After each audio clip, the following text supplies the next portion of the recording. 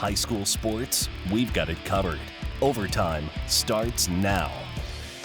Hello and welcome to Overtime. I'm Drew Collins. And I'm Scott Leber. We're glad you could join us after that Illini Nebraska game. How about that ILL? I. That's the thing on Friday nights now on Fox. College football followed immediately by overtime. And tonight we're going to make stops at Oregon, North Boone, Dakota, and Pecatonica. And we'll check out a very big game in Rochelle.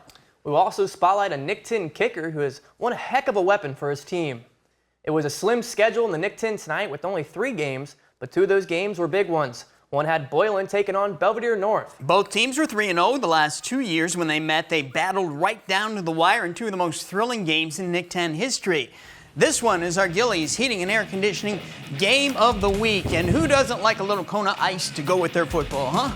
All right, the Blue Thunder made a lot of splash plays tonight. Here's Captain Splash, Ben Booker, and once he gets to the edge, forget about it. Booker going 60 yards for that, and that got the North crowd all fired up. Number 4 is quite a weapon. North's defense fed off that TD, a big sack right there, taking down Boylan QB Dominic Cacciatore. Hey, they had the big screen all fired up on the sideline, getting ready to watch that again on overtime right here. That's what they're doing right now, folks. Second quarter, 4th down, and North was just inches away from the goal line. Nothing fancy there. You just give it to Logan Bogchan, who pounds it in, and it was 14-7. Boylan absolutely could not run the ball tonight. Noah Rooney blows up that run attempt by Caden Gates. Rooney played great at linebacker in this one. He always does. Major breakdown here for Boylan. Out of the shotgun, a high snap over Cacciatore. North recovered the football in Boylan territory, and that led to this. Nick Tapia to the air to Nathan Alexander. The 6'2 junior makes a leaping catch for 6. It was 20-7. Now, Jaden Williams did take a few snaps at quarterback for Boylan, but he went nowhere on this play. Let's go to the third quarter. In North's Roman candle got lit. Eric Roman gets outside, and he is long gone. 46 yards on that one. That made it 26-7. North takes this one 34-20 to stay undefeated. Our Nick 10 analyst, Tim Bailey, kept a close eye on that game from the sideline. We're going to get to Belvedere North in a minute, but this is our first time really to discuss the Titans this season. And so, Tim, you and I have seen a lot of Boylan football over the years. More than most people other than the old-timers out there, like Dan Apino watching right now. Dan, we love you. But I just cannot get over the way Boylan just cannot mount a run attack. It wasn't just tonight. It's been all 4 weeks this season they struggled. The struggle's real over there. You saw tonight. They just struggled really offensively.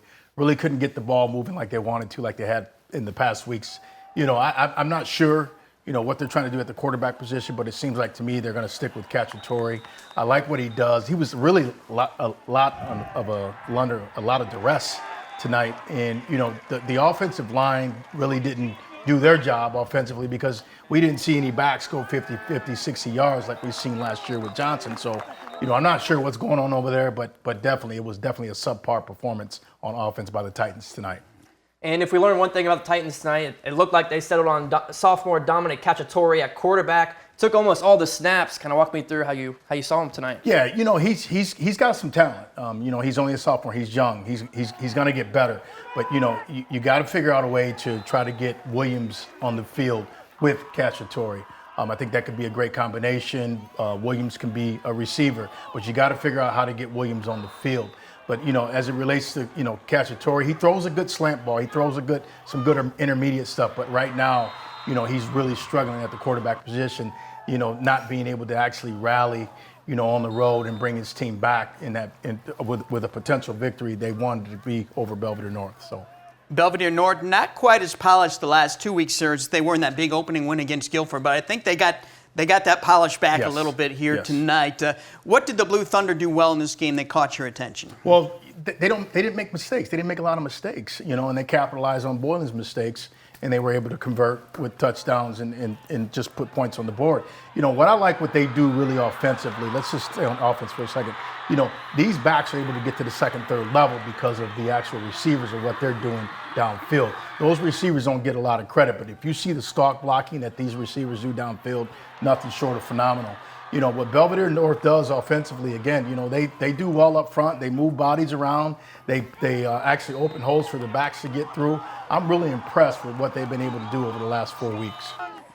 One of North's biggest strengths is their depth. They were missing some key players tonight, Trent Dinsmore, Jaime Bosque, and they didn't miss a beat. I mean, that depth, that's impressive. Yeah, they ran about 4 or 5 different backs tonight. Obviously, Densler was out tonight. They were out, without him.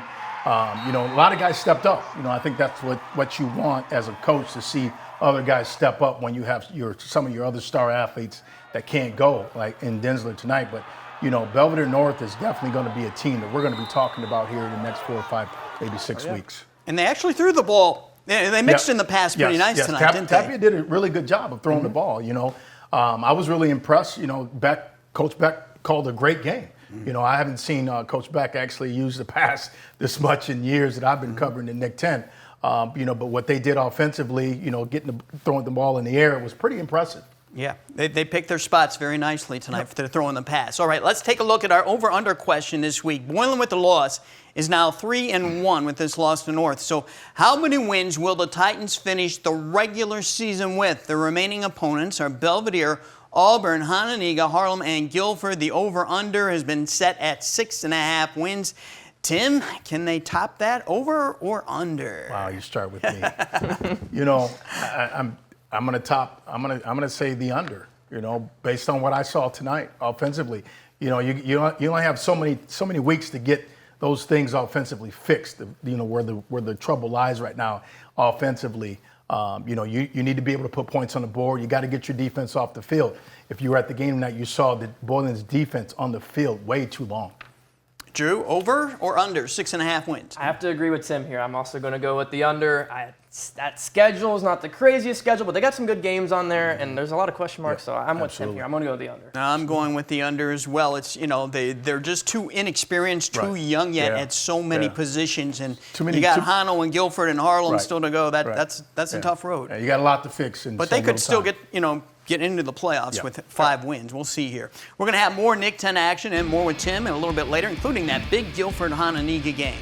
But next, we have Big Northern and NUIC action, and in Rochelle, the 3-0 Hubs welcomed in a 3-0 Sycamore team.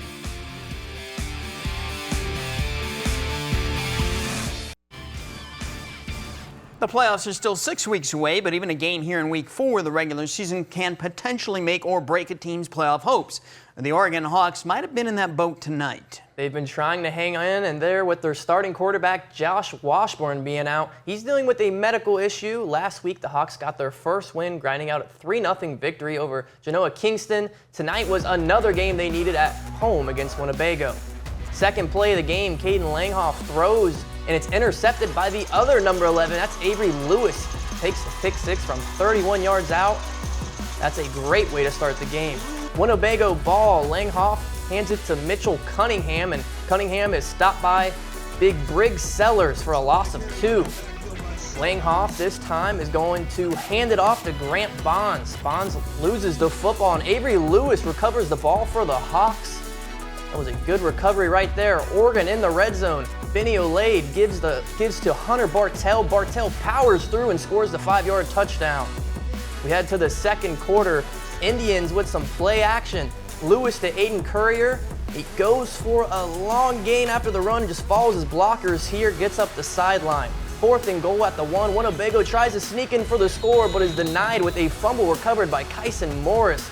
Your final here, Oregon 35, Winnebago 12. That is a big win for the Hawks. The Byron Tigers romped to a big non-conference win at Williamsville last week. Tonight it was back to big Northern action against the North Boone Vikings. Byron's second offensive snap of the night, and this happened. Braden Knoll breaks out, had the ball almost stripped, but he gets control over it, and then he's in the clear and has my camera right in his sights. That's a 55-yard TD. Tigers go for 2. They get 2. That is Dawson Criddle. Brandon Slater playing QB again for North Boone. Looked good last week. He delivers a pass on the mark to J.J. Ford. But Byron's defense was slamming the door. Jared Quanch and Isaac Alvarez in on that tackle. Back to Byron's offense, and the conductor of their symphony, QB Andrew Talbert. You just can't take your eyes off this kid when he has the ball because he has all kinds of moves. That's a 25-yard TD. Byron wins big again, 71-6. Also in the Big Northern Conference, Rockford Lutheran top Rock Falls 49-14, and Dixon stays undefeated, beating Genoa Kingston 40-7. Now, there was a great matchup tonight in Rochelle that we would have liked to have seen firsthand ourselves, but no, Rian Weil was the lucky one to get that assignment. The Hubs hosted the Sycamore Spartans in a battle of 3-0 teams. So, Rian, fill us on this one. Guys, these are two outstanding teams that compete in the Interstate 8 Conference. Rochelle might have the best team it's had in many, many years. Tonight was a good test for the Hubs to see if they could handle a team like Sycamore, led by future Iowa Hawkeye Burke Goucher. Now, both teams were hyped up for this conference matchup. Sycamore received first, but Rochelle started off strong with a big defensive play here, taking down Goucher early in the game. The Hubs taking over on downs now, and it's Grant Gensler who runs it in after a Carson Lewis handoff, and Rochelle takes an early lead in the first quarter. You can see just how happy they are here, but the Spartans do have an answer. Goucher absolutely launches this one. It's going to be 45 yards to Aiden Wizard, and it was at this point in the game when I realized that this kid can throw. Now a 2-point conversion makes it 8-7 with 2 to go in the first quarter. And to the second quarter now, where if at first you succeed, you should try again. Goucher sends another 40-yard throw to Wizard once again, who catches it here and is running by himself into the end zone, giving Sycamore a lead of 15-7. And look at him just bouncing up and down. I love this superhero shot here. Now the Hubs do find their way back into the end zone before halftime. Lewis throws this one to Jack Tilton for the touchdown, but a failed 2-point conversion makes it 15-13 Spartans going into halftime. This was such a fun game to be at. Your final score here, Sycamore 25, Rochelle 19. Now both of these teams looked really good on the ball and gave each other a hard time defensively, making for a solid first conference game. Guys, back to you. Thanks, Rian. And some other games tonight. Morongo wins 27-6 over Woodstock, and Richmond Burton beats Harvard 49-7. And in DeKalb, Lincoln Way Central beats DeKalb 39-6. Let's move on to the NUIC. How would you like to play Dupec and Lita Winslow in back-to-back weeks? Dakota had the Panthers last week. They hosted the Rivermen tonight. Pitch out to Jalen Rakowska on the second play of scrimmage for the Panthers, and nobody's going to catch him. That's an 81-yard scamper for the touchdown. Dakota's next possession, Drake Davis goes back to the pass and finds Brody Good open for a big game. However, they couldn't capitalize on this possession. Lee Wynn back with it now. Cash Lessman fakes, rolls out, and dumps to Alex Schleiting, who has a huge gain of his own before being forced out of bounds here. Start of the second. We're going to have a handoff to Kobe Kearns. You can write it in as another Panthers touchdown. Lee Wynn takes this one 50-0. Dupec was hoping to keep pace with Lee Wynn and also improve to 4-0. The Rivermen hosted Morrison. Morrison back to pass, but it's picked off. Justin Anderson has it to end the first half with Lee Wynn in control, or making Dupec up 16-0. Dupec got the ball to start the second half. Looked like they were blasted out of a cannon. That's Lucas Rossau with the speed and the apparent touchdown, but it would be waved off due to a blindside block. Now it's Cooper Hoffman going to the air. Out for Brody Black, who comes down with a football inside the 5. From there, Dermot Dolan punching it in. That was way too easy. Dupec on the next drive, taking the punt. Hoffman buying some time. He's got Brody Black again. Move the chains, it's a first down. And Cooper Hoffman going to finish off the drive. He's going to keep the ball. Great feet. That's why he's a point guard on the basketball team. He's in there. Dupec wins comfortably 30-0. In other NUIC games, EPC beats Forston 36-16. Stockton won over Fulton 38-20, and Galena won over Fenimore 29-19. In 8-man football, Polo defeated AFC 50-0. Orangeville 82-58 over River Ridge. West Carroll beat Oldland Hebron 28-26. South Beloit 30-6 over Hiawatha, and Milledgeville defeated Christian Life 76-6. We're going to take another quick break. When we come back, we fire up more Nick 10 action. Would the Guilford Vikings be up for the challenge that they could face Hananiga tonight?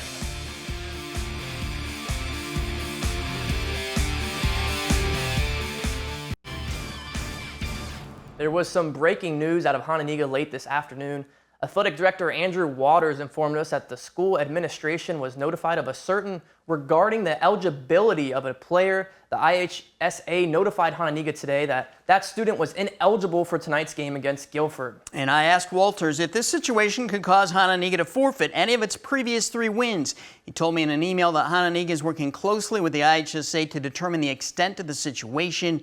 He will update us when they know more. Let's check out tonight's big game between Hana and Guilford at Kelsey Field. The Indians getting ready right there, getting pumped up. Here's the quarterback keeper. That's the junior Drew Shockley. He got the start tonight for Hana. He can run on the ground, but this kid also has a rocket arm. Check out this cannon of a throw, tight spiral, and an incredible catch by Braden Lane. Going up to snag it over 2 defenders. Hana leads early. Here's your one Guilford highlight of tonight. Just kidding, that's Keegan Vansel on the sack. This Hana defense was near perfect tonight. Hana faithful going bananas. And when in doubt, give it to 27, Kurt Smith. This kid is a wrecking ball. He gets his team inside the red zone with that run. And like I said, give this kid the rock to Kurt. They do it here, and he lowers his shoulder to roll into the end zone. That's 2-7 with 7. Guilford had 0 answers on either side of the ball tonight. Hana shuts out Guilford 35-0. Also tonight, Belvedere took on East. The Bucks led coming out of halftime, but the E-Rabs came out strong. The pitch to number 2, Tyshawn Whitty. He makes a few defenders miss and gets his team into the red zone. We saw 2, now show me 3. We have Zaire Lee off the pitch, second level spin move here, and the rest is history. He piles his way into the end zone. That's the E-Rabs take the lead 21-18 in the third. Following that drive, East would get a fumble, and it would lead to this 4th and goal play. Dwayne Phillips dropped back to pass, try to find Whitty in the end zone, but they would rule this one incomplete. The E-Rabs rallied to win for the game, 29-18 for their second win of the season. Let's bring Tim back in here and talk about Hana dominating Guilford. If we weren't sold on Hana last week when they took it to Harlem, we probably are now. So what can you say about the job that Hana has done replacing all those great seniors who graduated from last year's team? Yeah, they've just reloaded. Coach Zimmerman said that, in the beginning of week 1 in an interview with you. He just said we reloaded. We're not revamping, we're not restarting, we're just reloading. Hana is as advertised. They're really good. I've seen them play twice this year, and they just keep getting better and better and better each and every week. I'm just seeing continuous maturation on both sides of the ball. It's not just on one side of the ball, but it's on both sides of the ball. So I'm really impressed with what they're doing now. I am not surprised. Okay, we're still not quite halfway through the season, but it's looking like a 2-horse race between Hana and Belvedere North. Although Harlem still has just 1 loss, are you surprised about how this race is shaping up here midway through the season? I am. Harlem's not out of this thing yet. I don't think Boylan's out of it either. I think those teams that I just mentioned, Harlem, Boylan, they're coached by really good coaches. Mm-hmm. They're going to go back and they're going to watch film. They're going to make their adjustments and they're going to come out and they're going to continue to play. They're going to get better. But what Belvedere North is doing right now and Hana is doing right now, no one can actually refute that. Right. Folks, if you want more from Tim on Nick 10 football, check out the Bailey Pod. You can find it on YouTube. His guest this week is Belvedere North coach Jeff Beck. Tim, thanks for joining us. Thanks, we'll guys. catch you again next week right here. Up next is our Spotlight feature story, a 2-sports standout at Belvedere North who is on the Blue Thunder's best weapons.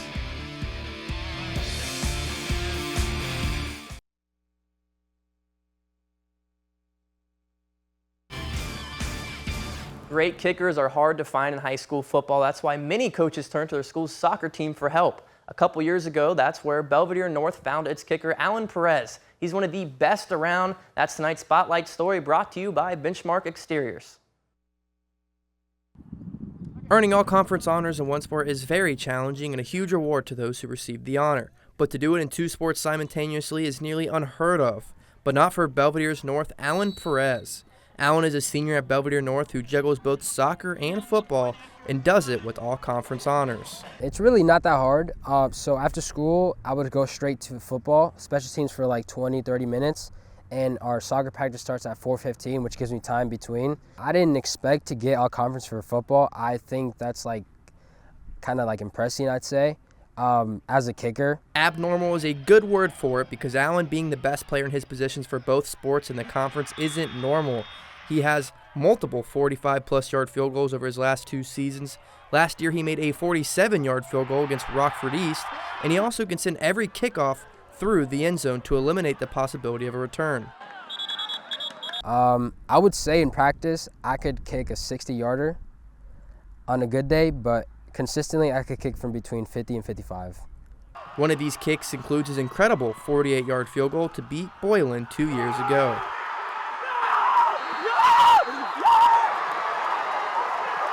It was amazing. That's when I kind of got pulled up to varsity because I was a JV kicker then, and it was I don't know, I was shocked. There's no words I could like explain it. I just went out there, I did what I had to do, and when I made it, it was just, I was so shocked that I even made it. I didn't even know I could make that. In week 1 this year, he was a big part of his team's win over Guilford as he sent every kickoff through the end zone, eliminating Guilford's speedy returners, and then less than 24 hours later, he helped his soccer team win a match. With this ability to help both teams win, Allen's goals this year is to win conference champs in both soccer and football. For soccer, I feel like we have a great chance to win conference. It'll be rough.